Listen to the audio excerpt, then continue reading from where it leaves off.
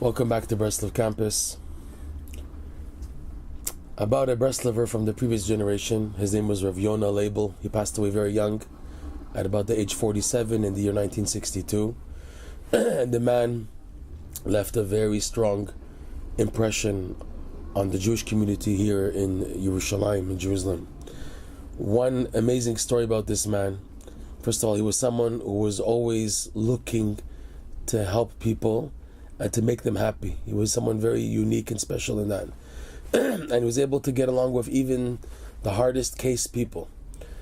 So he had a few jobs, tiny jobs. One thing that he did for a parnasa, for an income, is he would sell olive oil, specifically to people who would want to travel all the way to Meron, to the grave of Rabbi Shimon Bar Yochai, and to light olive oil lamps, olive oil candles.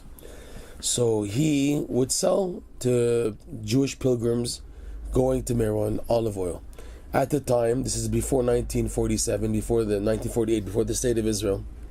So he used to purchase oil for burning from Arab neighbors who were experts in knowing how to properly filter and to make flammable olive oil, because it doesn't happen just like that. You have to know how to make oil that will burn well and not just extinguish the flame. So he would buy from the Arab neighbors, he would buy olive oil, and that's how he made part of his income. After the state of Israel became the state of Israel, and many Arabs fled or were kicked out or whatever, left their hometowns, and he had no more access to the Arab manufacturers to make the olive oil that he used to buy, and he had no choice but to buy lesser quality made olive oil from Jewish manufacturers who weren't as professional as the Arabs. And he lost a lot of money because the olive oil wasn't burning properly, and people would bring the olive oil to Meron to light a flame on the olive oil lamps, and they wouldn't burn. And he lost a lot of money. And he wanted to present a complaint to the newfound government. There was at the time an office in Tel Aviv for consumers' complaints.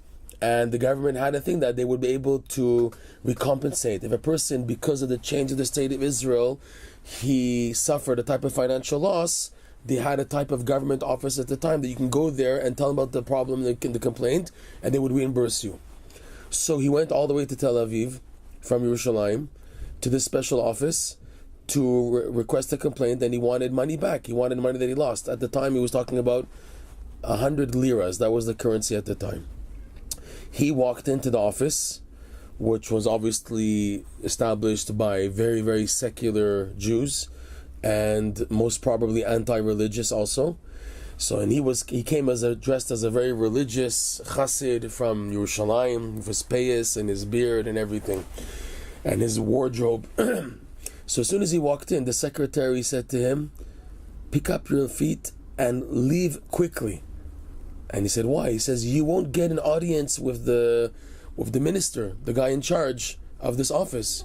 He'll give one look at you and he'll start cursing you." Even that's how anti-religious he is. He can't stand religious people. He's a real what's called kibbutznik. At the time, there were secular Jews who were called kibbutznikim, who were very anti-religious at the same time. Not everyone, but there were people like that. They were classified as that in 1948. So Rav Yona Lebel said, "Listen, I came here because I need to be compensated 100 lirot that I lost, because now I have to deal with Jewish suppliers, and it's the quality of what I'm selling is not good enough." And he said, "You're wasting your time. He's not going to listen to you. He's just going to curse you. Please listen to me. Pick up your feet and just get out of here fast." He didn't listen to him. He waited for this minister to come.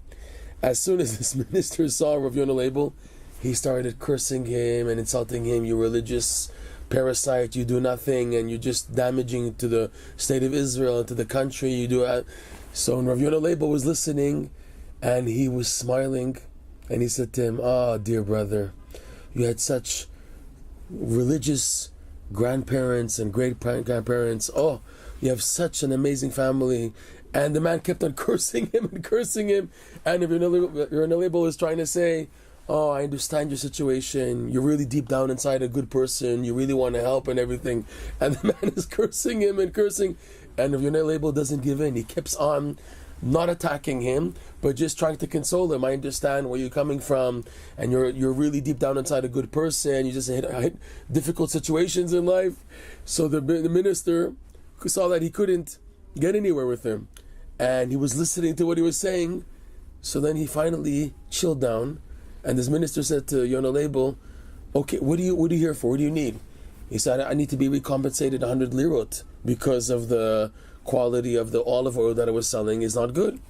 So the man immediately pulled out a government check, and instead of 100 lirot, he gave him 300 lirot, much more than he needed. And this is an example of Rav Yona Lebel's attitude, that you can never judge for sure a book by its cover, and to know how to get along with anybody and everybody, because within everybody is found a good point. It's deep down inside, and this Yona Lebel was able not to give in until he was able to connect to this governor's minister, whatever you want to call him, his good point.